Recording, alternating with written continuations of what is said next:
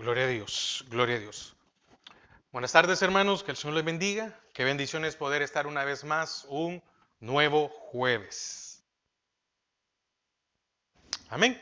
Vamos a dar inicio, Padre, te damos gracias a esta hora, porque una vez más, Señor, nos permites poder tener la oportunidad de aprender de tu palabra, de meditar en ella, de conocer más y más, de seguir conociendo tu palabra. Y al conocer tu palabra, te conocemos a ti. Señor, queremos pedirte por las peticiones que hay en medio de tu pueblo. Queremos pedirte por las peticiones de salud, Señor, por aquellos que están enfermos, por aquellos que están dolientes, por aquellos que tienen un pronóstico delicado, duro. Primeramente, que tú puedas traer paz a sus corazones y tranquilidad. Señor, pedimos por la vida de Mónica Rodríguez, Señor, de que seas tú el que obres. Pon tu mano de sanidad en su cuerpo. Señor, nuestra hermana Telma Núñez, Gemima Arévalo, Padre Levi Cepeda, Marina de Aguilar, Omar Baires. Señor, que puedas eh, poner y hacer un milagro en sus vidas. Señor, pero especialmente trae paz a los corazones de tus hijos. Señor, pedimos por Edgar Donado, por Eric Valenzuela, por sus familias, por sus vidas, por la familia Blanco, por las peticiones especiales que hay en medio de tu pueblo, Señor, de nuestras hermanas Mabel y Telma Núñez, Jackie de Donado, Guadalupe de Rodas. Señor, pedimos por los niños de Misión Cristiana Judá, que seas tú el que los guardes, que los cubras y el que los bendigas. Pedimos por nuestro pastor general, por cada uno de los pastores de Misión Cristiana Judá, por el pastor Waldo Mendoza, Amílcar Varías, Milagro de Bonilla, Alberto Picarello, Alberto Campos, por el pastor Don, por nuestra hermana Sharon. Pon tu mano de salud, restablece su salud. Señor, dale fuerzas. Padre, pedimos por esta nación, que seas tú el que tomes el control, Señor, ante tantas cosas que se presentan, que se levantan, las dificultades. Padre, que puedas traer paz a nuestros corazones. Entender y saber que tú tienes el control de todas las cosas. Señor, y que nos toca esperar tu tiempo. Nos toca confiar en ti. Señor, atamos y sujetamos todo estorbo, todo aquello que quiere interferir con tu palabra. Todo aquello, Señor, que se quiera levantar y hacernos distraernos del aprender. En el nombre de Jesús. Amén y amén.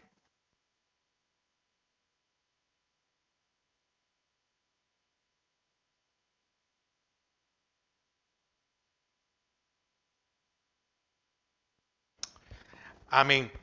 Bueno, hemos venido estudiando los libros de Reyes, como de Crónica, estos 4 libros, y ahí vimos la historia de cómo se establece los reyes, los diferentes reyes, vimos la división del reino y terminamos con el cautiverio de Judá, pero también con el cautiverio de Israel, del reino del norte, que fue aproximadamente 150 años antes que el cautiverio babilónico sobre Judá. Y ahora vemos a Esdras y Nehemías, que abarcan el último siglo de la historia narrado en parte del Antiguo Testamento. Y Esdras y Nehemías nos muestran un cuadro de la repatriación de los judíos. ¿Por qué de los judíos?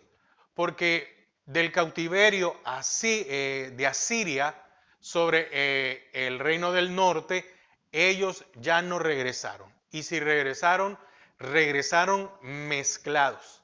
Y en el caso de el reino del sur o de Judá, hubo un remanente que se mantuvo y que regresó. Entonces, Esdras y Nehemías nos proporcionan un cuadro de la repatriación de los judíos y de cómo se formó una comunidad, podemos decirlo, religiosa, después del cautiverio babilónico. Entonces, ¿de qué se trata Esdras y Nehemías? Se trata del periodo de la restauración. El Señor les prometió que aunque mandara el cautiverio y que fueran llevados, Él les prometió que después de eso iban a regresar. Y entonces, aquí es como se restablece la nación hebrea y cómo es que al final se formó el judaísmo. Aunque hay algo que es bien claro, hay que tener en cuenta. Difícilmente ahora alguien puede decir yo soy de la tribu de o yo soy de aquella tribu. Difícilmente. Ahora al final todos se conocen como hebreos, judíos o israelitas. Entonces, los dos hombres responsables de la reorganización de la vida judía en aquel momento histórico fueron Esdras y Nehemías. Y eso es lo que vamos a aprender, a conocer. Así que acompáñenme a Esdras 1.1, por favor. Esdras 1.1.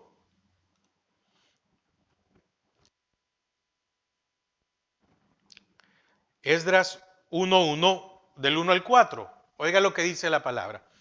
En el primer año de Ciro, rey de Persia, para que se cumpliese la palabra de Jehová por boca de Jeremías, vimos cuáles fueron los profetas contemporáneos, ¿verdad? Despertó Jehová el espíritu de Ciro, rey de Persia.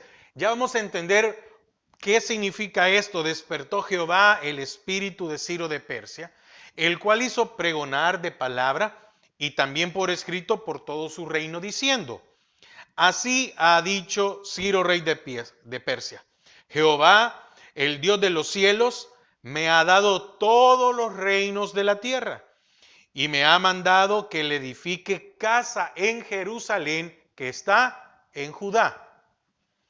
Quien haya entre vosotros de su pueblo, sea Dios con él, y suba a Jerusalén, que está en Judá, y edifique la casa a Jehová, Dios de Israel. Él es el Dios, la cual está en Jerusalén.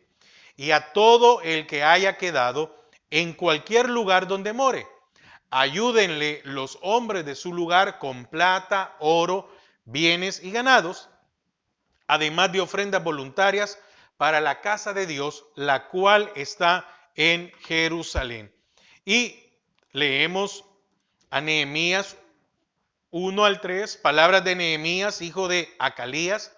Aconteció en el mes de Quisleu, en el año 20, estando yo en Susa, capital del reino, que vino Anani, uno de mis hermanos, con algunos varones de Judá, y les pregunté por los judíos que habían escapado, que habían quedado de la cautividad y por Jerusalén. Y me dijeron: el remanente de los que quedaron de la cautividad allí en la provincia están en gran mal y afrenta, y el muro de Jerusalén derribado, y sus puertas quemadas a fuego. Entonces aquí estamos viendo que el Señor utilizó a estos dos hombres. Ahora, los libros de Esdras y Nehemías. Vamos a ver el título y el autor. Por ser Esdras y Nehemías los protagonistas de estos dos libros, llevan sus nombres respectivamente. Estos libros son una continuación de los libros de las crónicas de los reyes, cuya terminación se repite al principio de Esdras.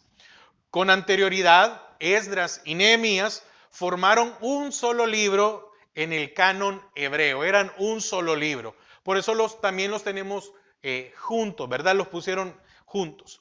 Posteriormente fue dividido en dos en el mismo texto hebreo. Se cree que fueron escritos por la misma persona que empleó como fuentes de información documentos escritos en primera persona, es decir, las memorias por Esdras y Nehemías. Ellos escribieron sus memorias, pero el escritor o el que recopiló la información fue el que se puso a compilar toda esta información. Al parecer, el autor de los libros fue contemporáneo de Esdras. Quizás fuera el gran escriba mismo. Algunos creen que fue el mismo Esdras y otros creen que fue algún escriba que fue. También algunos estudiosos piensan que fue el mismo recopilador que escribiera los libros de las crónicas. Es probable que Esdras Nehemías fuera escrito cerca del año 400 antes de Cristo. Ahora, el propósito. ¿Por qué razón se escribieron estos libros?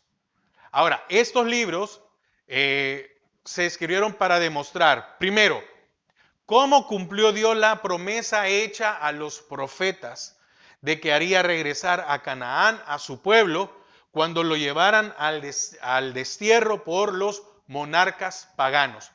El Señor dijo, porque hasta, si no estoy mal, lo vimos allá en Deuteronomio, ustedes, si no obedecen, voy a mandar uno de allá de lejano, se los va a llevar, pero yo los regresaré. Entonces, estos libros quedan quedan como evidencia de que Dios cumple tanto la promesa al quebrantar el pacto, pero también hay una promesa que fue hecha a los profetas de que los haría regresar a Canaán o los haría regresar a su tierra. Y aquí podemos ver cómo se relata la restauración tanto material, religiosa y moral de la nación judía después del exilio en Babilonia. Y esta fue una manifestación del poder de Dios, quien no solamente disciplinó a su pueblo y terminó con el mal de la idolatría, porque ¿cuál fue el mayor problema tanto de Israel en el norte y en el sur? La idolatría. Fue más grande la idolatría en el reino del norte, pero igual hubo idolatría y hubieron reyes que hicieron lo malo. Y esta idolatría los llevó al cautiverio. Pero la promesa los hizo regresar a Jerusalén.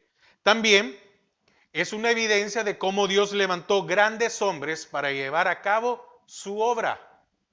Siempre el Señor se ha provisto de hombres y de mujeres para llevar a cabo su obra. Déjeme decirle algo. Si nos creemos indispensables, tenemos un problema muy serio. Los planes de Dios, como siempre, se llevan a cabo, triunfan. Aunque sus enemigos puedan presentar toda clase de oposición y provocaciones. El propósito, el plan del Señor siempre se va a cumplir. Dios hizo surgir a grandes profetas, tanto a Ageo y a Zacarías, para despertar en su pueblo el ánimo de reedificar el templo, y al príncipe Zorobabel para dirigir la construcción. Meses atrás, probablemente, no sé si un año o 2 años atrás, hasta 3, estudiamos los profetas menores. Ya estudiamos a Ageo, ya estudiamos a Zacarías, a Jonás, a Miqueas, a Nahum. Ya estudiamos a todos los profetas menores. Entonces, esto ya tenemos este conocimiento, ya lo hemos estudiado. Y si no, yo le invito a que usted lea los libros de Ageo y de Zacarías. ¿Qué más? Dirigió a Nehemías en la reparación de los muros y a Esdras en el restablecimiento del culto. Mire, hubo uno que se enfocó en lo espiritual, Esdras, y hubo otro que se edificó, que se concentró en lo físico, en la restauración de la ciudad. No podía estar la misma persona haciendo las dos cosas. Uno que se encargara de lo espiritual, el culto a Jehová, el verdadero culto a Jehová, porque muchos tienen a Esdras como una persona muy ortodoxa. Pero es que tenemos que entender algo. Hemos estudiado cómo el sincretismo fue tomando fuerza en Israel y cómo lo llevó aún en Judá. pero cómo lo llevó al destierro. Y entonces Esdras miraba esto y decía, ¿cómo vamos a permitir que esto vuelva a pasar? Entonces para muchos, Esdras llegó a ser muy ortodoxo, muy legalista, muy cuadrado. Y lo que pasa era que él era conocedor de la ley. Entonces, al ser conocedor, llegó a decir, no, esto no se puede hacer. Y eso sucede cuando dentro de la iglesia uno trata de cumplir la palabra de Dios, y para muchas personas uno es muy duro o muy ortodoxo. Un ejemplo, voy a ponerle un ejemplo. Viene alguien y me dice, mire, yo quiero servir, pero un hombre, ¿verdad? Yo utilizo aritos. Y entonces vengo yo y le digo, no, así no puedes. No, sin aritos. Tú quieres servir sin aritos. Entonces venga alguien y me diga, no, pero mire, es que en la iglesia de allá, en la iglesia del otro lado, ellos allá permiten hacer esto y esto y esto. Sí, pero aquí no. Porque la palabra dice que el hombre debe de vestirse de acuerdo al hombre y la mujer debe vestirse según al hombre. No, usted es muy duro, usted es muy rígido, me voy a ir para allá. Esas permisividades, ese libertinaje, hizo que el pueblo fuera llevado cautivo. Y entonces ahora Esdras se volvió una persona, para muchos de ellos, intransigente. No, Esdras lo que quería era cumplir la palabra del Señor. Ahora, entonces, Nehemías dirige la reparación de los muros y a Esdras en el restablecimiento del culto. ¿Para qué? Para frenar la tendencia a transigir o a sincretizar que tenían los samaritanos. Los samaritanos se habían quedado con la costumbre. Recuerde, ¿quiénes eran los samaritanos?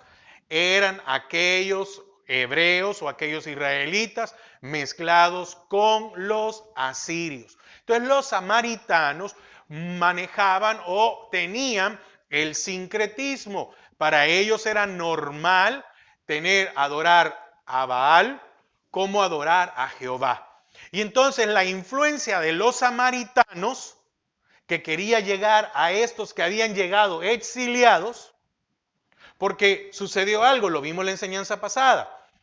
Allá en Babilonia, donde tuvieron la apertura para que cualquiera se pudiera adorar al Dios que quisieran, ¿qué sucedió? Ellos decidieron no hacerlo. Entonces ahora que habían regresado, los samaritanos querían influenciar para que el culto fuera como el de ellos. No, no sean tan estrictos, no, Esdras. ¿No ves que vienen de un cautiverio? ¿No ves que vienen de estar 70 años, de no estar en su tierra? Y tú vienes ahora a ser el rígido. Entonces, ante la influencia de volver a mezclar, de volver a ver un sincretismo, de adorar tanto a ídolos como a Jehová, se encargó Esdras. Esta restauración no es definitiva ni completa, sino que señala algo mejor. Tiene el fin de continuar la revelación a Dios, la revelación de Dios a través de su pueblo y de preparar el camino para la redención del mundo. La restauración final se producirá de acuerdo al nuevo pacto que está allá en Jeremías 31, del 31 al 33. La primera gira alrededor de la ley de Moisés, pero la final tendrá su centro en Cristo crucificado y resucitado, así como lo menciona Zacarías 12:10. Leamos Jeremías 31, del 31 al 33. Aquí vienen días, dice Jehová, en los cuales haré nuevo pacto. Entonces, ¿por qué Esdras fue, entre comillas, intolerante? Porque aquí está esta promesa. Aquí vienen días, dice Jehová, en los cuales haré nuevo pacto con la casa de Israel y con la casa de Judá. No como el pacto que hice con sus padres en el día que tomé su mano para sacarlos de la tierra de Egipto, porque ellos invalidaron mi pacto. Y hace unas cuantas enseñanzas vimos que ellos quebrantaron el pacto. Aunque yo fui marido para ellos, dice Jehová. 33. Pero este es el pacto que haré con la casa de Israel después de aquellos días, dice Jehová. Daré mi ley en su mente y la escribiré en su corazón. Y seré a ellos por Dios y ellos me serán por pueblo. También Zacarías 12:10. Y derramaré sobre la casa de David. ¿Dónde estaba la casa de David? Perdón, en Judá. Y derramaré sobre la casa de David y sobre los moradores de Jerusalén espíritu de gracia y de oración. Y mirarán a mí, a quien traspasaron, y llorarán como se llora por hijo unigénito, afligiéndose por él como quien aflige por el primogénito. Entonces aquí vemos que primero era con respecto a la ley de Moisés y después con Cristo crucificado y resucitado. Ahora, ¿cuál es el tema central de estos libros? Primero, la restauración. Había que restaurar la ciudad, los muros, pero también el templo.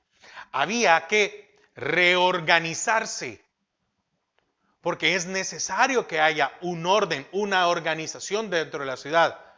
Pero el más importante, tenía que haber una reforma en Israel. No se podía volver a lo que los llevó al cautiverio. Ahora, ¿cuáles son las fuentes que se toman para poder estudiar o para poder entender estos libros? Bueno, el autor o el escritor emplea y cita textualmente documentos que fueron contemporáneos a los hechos. Las listas de los israelitas que volvieron a Judá con Zorobabel, los inventarios, actos de los reyes de Persia, correspondencia oficial con las autoridades persas y sobre todo las memorias que escribieron Esdras y Nehemías. Que esto lo vamos a ver a lo largo del estudio. Esto está en Esdras 7 del 27 a Esdras 9:15. Nehemías 1 y también capítulo 2, capítulo 4, capítulo 7, capítulo 10, 11, 12 y hasta el 13. Ahora, fíjese que las secciones de Esdras, del capítulo 4, 8 al 6, 18 y del 7, 12 al 26, estas fueron escritas en arameo. Y no nos tenemos que extrañar de que se empleara este idioma, pues los pasajes contienen correspondencia de la corte persa y el arameo era el idioma diplomático de aquel entonces. Era aquel que se podía utilizar. Un ejemplo, tal vez podríamos decir que el día de hoy el idioma o el lenguaje que utilizamos para comunicarnos con otras personas de otros países es el inglés. Aunque ellos no hablen inglés, es como la lengua media de un español con un alemán, etc. Bueno, ahora, ¿cuál fue el orden histórico de los libros, tanto de Esdras como Nehemías? Primero, el retorno del pueblo escogido, del remanente, y este se realizó en 3 etapas y se hizo bajo varios dirigentes. El primero y el más numeroso se efectuó alrededor del año 538 bajo la dirección de Zorobabel.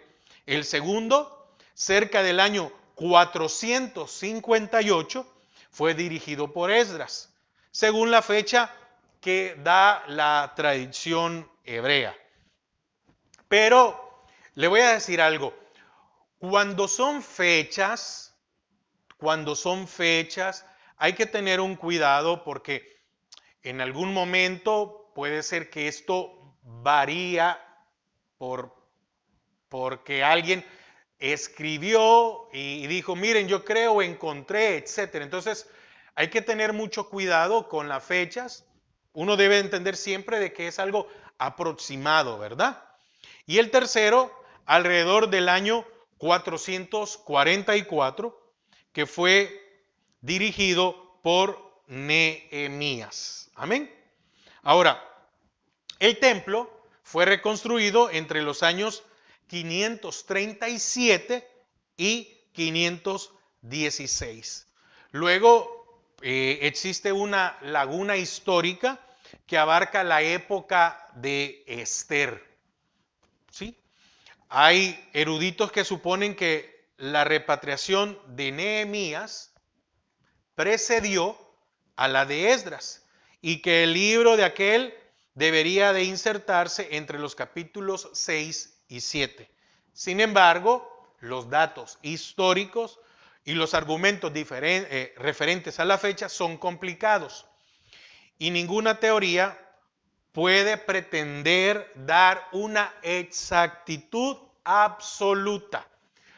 Ahora, ¿cuál es el propósito de conocer, de que nosotros este día estudiemos estos libros? Bueno, conocer la historia, pero entender el punto espiritual para nuestras vidas. No solo con quedarnos con lo histórico, ¿verdad?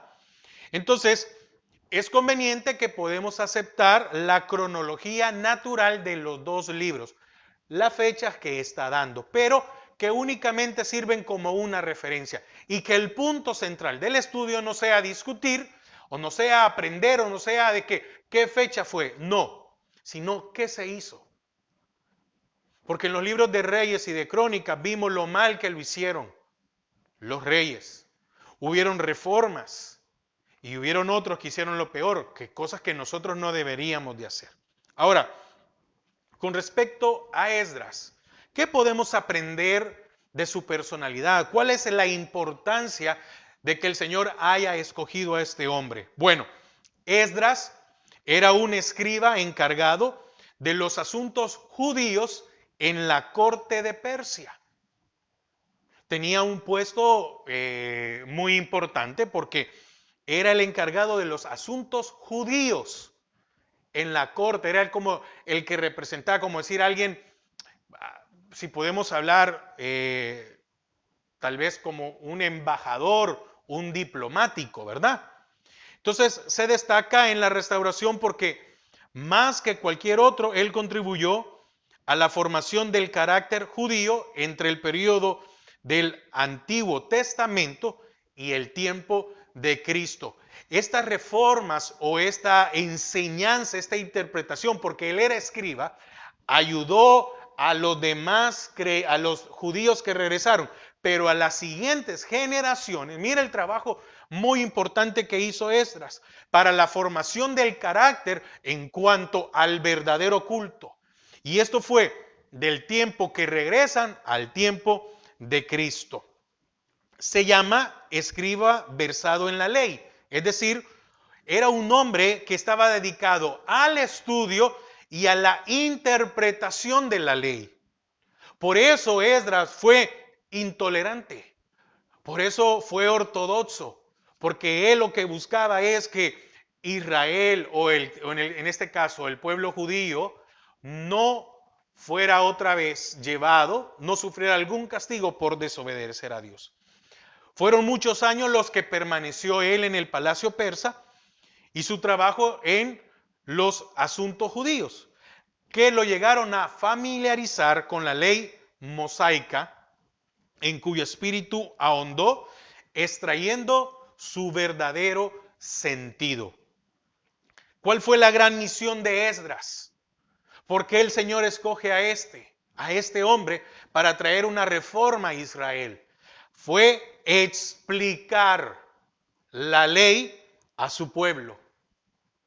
¿Por qué explicar? Porque se había perdido aún aquel linaje o se había perdido los sacerdocios. Allá no había templo. Y como no había templo, no se podían hacer sacrificios. ¿Y qué estudiábamos el jueves pasado? Que eso llevó a que se hicieran sinagogas en las casas.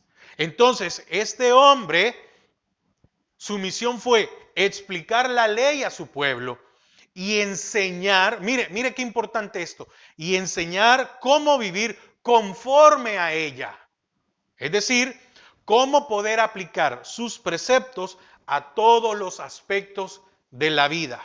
¿Por qué? porque la ley debía ser la norma de conducta de todos los judíos. Como ahora, la palabra del Señor debe de ser la norma de conducta de todos los creyentes. Y eso que ahora tenemos al Espíritu Santo dentro de nosotros. Ahora, esto lo convirtió a Esdras como en el padre del judaísmo con sus tres ideas esenciales.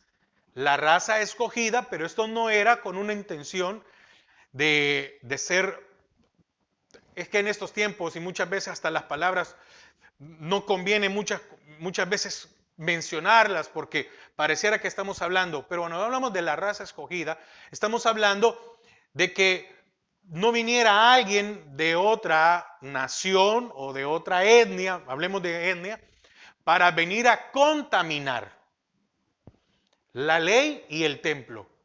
Porque ¿de qué sirve enfocarse en la ley y en el templo si la vida de las personas no cambiaba?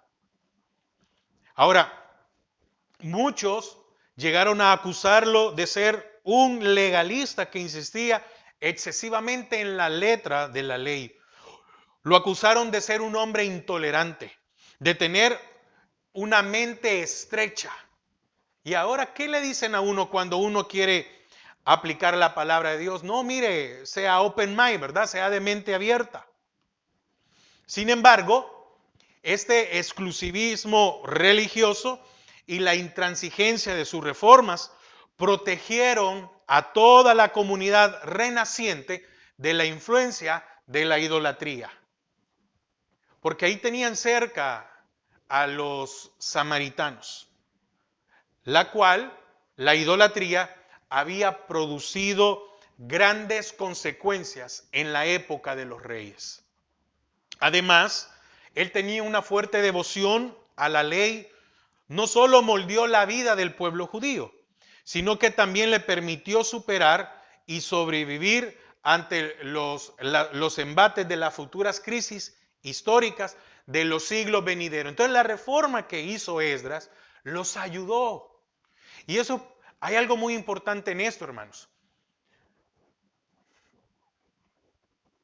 Es necesario que nos compartan la palabra como es, sin quitarle, sin añadirle. ¿Por qué razón?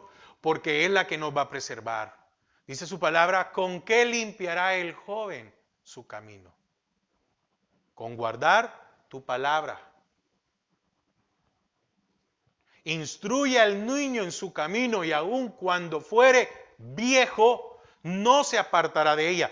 Entonces lo que hizo Esdras tuvo frutos porque eso ayudó al carácter del pueblo judío durante los siglos venideros. ¿Por qué razón? Porque fíjese que si no hubiera sido por la influencia, por las reformas, por esta intransigencia de Esdras sobre su pueblo, es posible que Israel no hubiera resistido a la cultura griega que siglos después o años más tarde trató de infiltrarse o influir en Israel. Según la tradición rabínica, Esdras hizo coleccionar y recopilar los manuscritos sagrados de los hebreos, cambiando su escritura, hecha en alfabeto hebreo antiguo, a la lengua aramea, ya que hablaba el pueblo, ya que la lengua aramea es la que hablaba el pueblo judío en esa época. ¿Cuál era la influencia? Venían de Babilonia, venían de Persia, venían de ese sector. También se cree que Esdras tuvo mucho que ver con la selección de los libros que debían ser incluidos en el canon hebreo. Mire qué importante. Lo que se conoce como la Biblia hebrea, en donde está prácticamente el Antiguo Testamento, ¿verdad? Entonces, podemos concluir de esta manera que Esdras es el personaje más importante del período de la restauración. Increíble, ¿verdad? Lo que pasó con Esdras. Lo importante que fue este hombre. Muchos hermanos, déjeme ponerlo de esta manera. el que es cabeza de hogar, debe de ser un Esdras en su hogar. Porque esa influencia que debe tener sobre sus hijos le van a permitir que sus nietos sean guardados, sean cubiertos. Increíble, ¿verdad?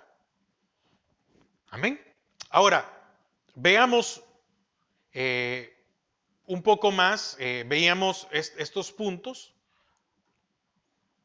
sobre los libros de Esdras y Nehemías, aunque hemos visto mucho sobre Esdras. Ahora, veamos el fondo histórico, todavía tenemos tiempo, el fondo histórico de los libros. El fondo histórico, no quiero hablarle de porque Esdras y Nehemías lo podemos establecer en 4 puntos principales. El primer regreso de los desterrados, que está de Esdras del capítulo 1 al 6, que es lo que vamos a ver más adelante. Aquí es donde se organiza el regreso a Jerusalén. Y también vamos a ver la reconstrucción del templo. El segundo punto es el segundo grupo que regresó, que lo vamos a ver en Esdras del 7 al 10. Y ahí es donde vamos a estudiar la misión de Esdras y la reforma de Esdras. El tercer, y esto está comprendido entre el 7 y 10, ¿verdad? Ahora, el tercer regreso lo vamos a ver en Nehemías del 1 al 5. Y ahí vamos a ver cómo Nehemías fue comisionado por Artajerjes, cómo también comenzó la construcción de los muros, la oposición de los enemigos externos, pero también de los enemigos internos, cómo es que los adversarios se levantaron para conspirar, pero cómo también se llevó a la terminación de los muros y las disposiciones de la protección de Jerusalén. Y de Nehemías del 8 al 13, la cuarta parte son las reformas. La reforma religiosa o la reforma al culto a Jehová, y que comprende del capítulo 8 al 10, y la reforma social y política del 11 al 13. Ahora, terminemos con esto, el fondo histórico. Isaías había profetizado alrededor de 150 años antes la restauración que Jehová haría, que Ciro castigara a las naciones y que libraría a su pueblo. Esto está allá en Isaías 44, del versículo 24 a Isaías 45, versículo 8. A este gran fundador del imperio persa se le llama pastor y ungido de Jehová.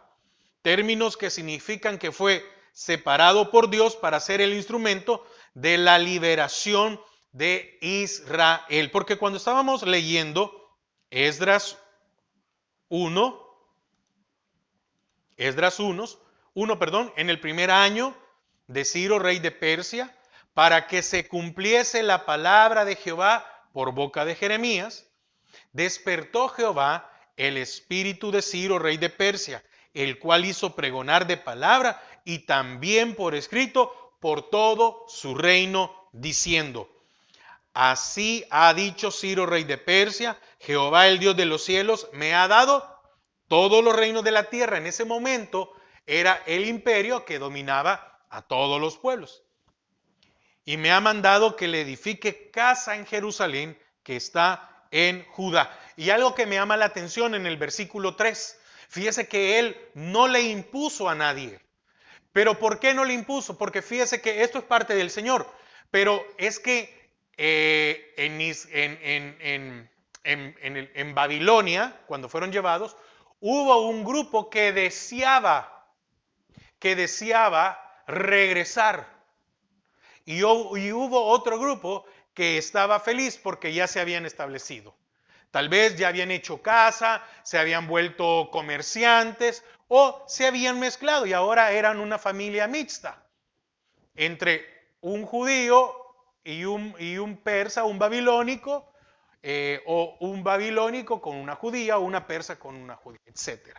Entonces me dice el 3, quien haya entre vosotros de su pueblo, del remanente. Sea Dios con él y suba a Jerusalén que está en Judá. Le está diciendo, vayan. Pero ¿por qué les está diciendo que vayan? Ya lo vamos a ver. Y edifique casa a Jehová, Dios de Israel. Él es el Dios, la cual está en Jerusalén. Y a todo el que haya quedado en cualquier lugar donde more, y a todo aquel que haya quedado en cualquier lugar donde more, porque ahora él dominaba todo el imperio, él estaba diciendo a aquellos que habían sido llevados a otros lados o que habían huido, si ustedes hoy pueden regresar, no hay ningún problema. Ayúdenle a los hombres de su lugar con plata, oro, bienes y ganados, además de ofrendas voluntarias para la casa de Dios, la cual está en Jerusalén. Entonces, alrededor del año 558 a.C., Ciro ascendió al trono de Asán, que es un pequeño principado persa cercano al Golfo Pérsico. Luego comienza una carrera vertiginosa y victoriosa. Fue un genio militar y un organizador extraordinario. En el año 549 se apodera por la fuerza del reino de Media, que era regido por Astiages. El rey Medo había tratado de castigar la insolencia de este rey vasallo, pero fue vencido en batalla y entregado por sus mismas tropas a Ciro. 3 años después, Ciro cruzó el Éufrates y llevó sus victoriosos ejércitos hasta el Asia Menor, tomando posesión de las fabulosas riquezas de Creso, rey de Siria. Mientras tanto, el imperio caldeo, los babilónicos, iban debilitándose. Y al término del brillante reinado de Nabucodonosor, en el 526 a.C., Babilonia fue sacudida por un montón de una serie de revoluciones y asesinatos que se dio allí por ver quién tenía el poder. El último rey, Nabunaid o Nabónides, y su débil hijo y vacilante hijo Belsasar, que reinara junto a él, iniciaron ciertos cambios religiosos, restringiendo del culto al dios Marduk. ¿Quién era el dios Marduk? Bueno, era el dios babilónico de la creación. Este era el mismo, solo que con diferente nombre, ¿verdad? El dios Mitra, Baal, etcétera. Y promoviendo la antigua religión de la diosa lunar, Sin o Nana. Digamos, esta diosa lunar era conocida como Sin, así como usted lo oye, o tal vez como Nana, pero con doble N en la segunda parte, que es la diosa de la fertilidad. Quitó a Marduk, pero puso a Nana, que es la misma, al final es la misma Astarte, Acera, etc. De esta manera, despertaron una oposición de los sacerdotes y hubo un resentimiento del pueblo porque le estaban quitando al Dios de ellos y estaban poniendo a otro. Por eso, estos permitieron que el conquistador Ciro ocupara la ciudad en el año 539 sin resistencia y aún lo recibieron como libertador. ¿Qué pasó? Que allá los caldeos estaban haciendo cambios religiosos y no les gustó. Y entonces, al ver que les cambiaron a su Dios, permitieron que Ciro llegara y conquistara. Y el cetro del poderío mundial pasó así de las manos de los babilonios a los persas. Se cumplieron al pie de la letra las profecías de Isaías y de Daniel concerniente a estos sucesos. Está en Isaías 47 y Daniel 5. En contraste con los asirios y babilonios, fíjese que Ciro fue muy liberal con los pueblos conquistados. ¿Por qué razón? Porque era más fácil tenerlos contentos si adoraban a su Dios que imponerles uno. Había menos resistencia. Aquellos conquistadores habían establecido la política de llevar a la población de un país a otro con el objeto de disminuir el peligro de rebelión. por lo que habían deportado a muchos pueblos, incluyendo a Israel y a Judá. Si se quedaban con la gente dentro de sus territorios, esto les iba a significar una rebelión y revueltas. Entonces lo que hicieron fue, miren, devolvámoslos a sus lugares de origen, pero nosotros vamos a seguir manteniendo el poder, la influencia. Devolvámoslos allí y que allí adoren a sus dioses y que ellos al final sientan que están bien, pues. Y con esto vamos a evitar de que haya una rebelión. Ve que muchas veces es bien fácil. Nos ponen en un lugar y nos dicen, no, no hay ningún problema. Yo no me enojo, mire, no, usted haga esto. ¿Va? Estoy hablando de que muchas veces somos llevados en cuestiones espirituales, ¿verdad? Se me acabó el tiempo, pero quiero terminar. Ciro cambió esta política represiva, permitiendo que los pueblos desterrados regresaran a sus territorios. ¿Qué hizo? Respetó los santuarios de los diversos dioses de los países conquistados y contribuyó a su reconstrucción en caso de haber sido damnificados por la guerra. Esto mismo sucedió con el Imperio Romano. Cuando el Imperio Romano llegó, ¿qué hicieron? El Imperio Romano no llegó a poner sus dioses, porque el Imperio Romano no tenía dioses propios, sino que ellos adoptaron la religión Mitra, que era de los persas, o que era originario de ese lugar. Y cuando ellos iban conquistando, en vez de imponerles algo, porque tampoco tenían una religión propia, lo que hacían era, ¿cuáles son sus dioses? Estos. Entonces los vamos a incluir en los dioses del imperio. Y entonces los romanos también hicieron esto. No te preocupes, si son tus dioses. Y después, cuando hubo el cambio de Estado e iglesia, lo único fue que se le pusieron otros nombres a los mismos dioses, respetando los dioses de cada región o de cada provincia. Yo espero que usted me esté entendiendo. Entonces, respetó los dioses de los países conquistados. Fíjese que hay un escrito o una crónica babilónica del conquistador que se llama El Cilindro de Ciro, donde se lee: devolví los dioses, pero estas imágenes, a los lugares que habían habitado y los instalé en su morada permanente. ¿En qué? En los templos. Yo reuní a todas las gentes, ¿quiénes? Los desterrados, y los restablecí en sus domicilios. Y con esta política él creyó que era la manera de atraer no solo el favor de los distintos dioses, sino el de los pueblos, que los consideraban a estos dioses como divinidades propias. Entonces él pensó que con esto el favor de los dioses de cada región iba a recibir el favor, pero también el agrado de las personas. Así, la política de Ciro facilitó la repatriación de los judíos de Babilonia. Ciro marchó a las regiones orientales para enfrentarse con sus enemigos y en el año 530 a.C. pierde la vida. Su hijo Cambises es el que lo sucede. Bajo su reinado, Persia conquistó Egipto y se convirtió en el mayor imperio que el mundo había visto en ese momento. Es decir, fue tan grande la región que llegó a extender. Y se extendía, desde la India hasta el Nilo. Amén.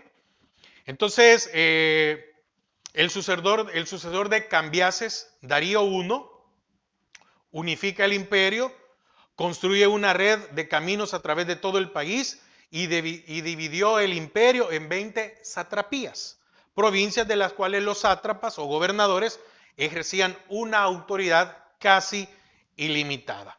Se reconstruyó el templo de Jerusalén en este período.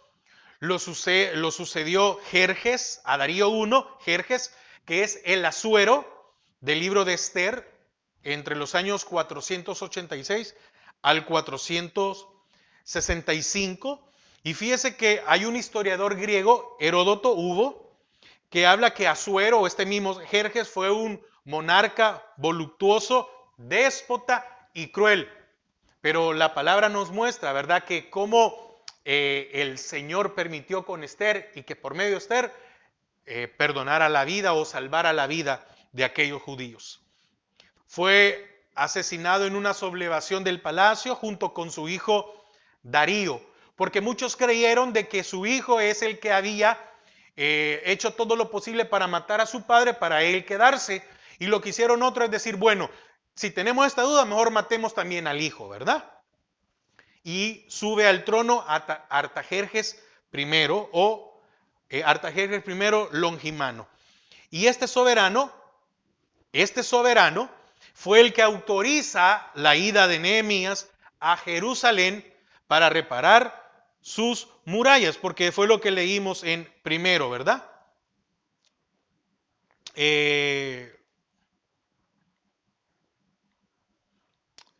¿Dónde está? Perdón, que no vamos a ver. Aquí está. Nehemías 2:1. Sucedió en el mes de Nisán, en el año 20 del rey Artajerjes. Amén. Entonces, mire, por eso estoy tocando el fondo histórico para entender cómo es que el Señor permitió que se llevara esto a cabo. Entonces, el hijo de Asuero, del libro de Esther, Artajerjes, fue el que autorizó la ida de Nehemías para reparar las murallas. Todos estos reyes continuaron con la política de tolerancia con respecto a la religión de sus súbditos, y lo vamos a estudiar. Aunque Israel estaba bajo el dominio persa, porque aquí ya tenemos que tener en cuenta que aquí ya era el dominio persa, gozaron de bastante libertad. Amén. Bueno, espero que el Señor nos ayude para comprender y entender su palabra. Y es muy importante y que podamos desarrollar, ¿verdad?, estos dos libros a la vez, si se puede, si no poco a poco, pero para poder entender qué es lo que hizo un hombre como Esdras para traer la reforma espiritual a un pueblo, pero también qué fue lo que hizo Nehemías para restaurar la ciudad. Amén. Padre, te damos gracias a esta hora porque nos has permitido, Señor, poder aprender de tu palabra. Gracias porque eres fiel. Bendice a cada uno de mis hermanos, guárdanos, cúbrenos. Amén y amén. Que el Señor les bendiga.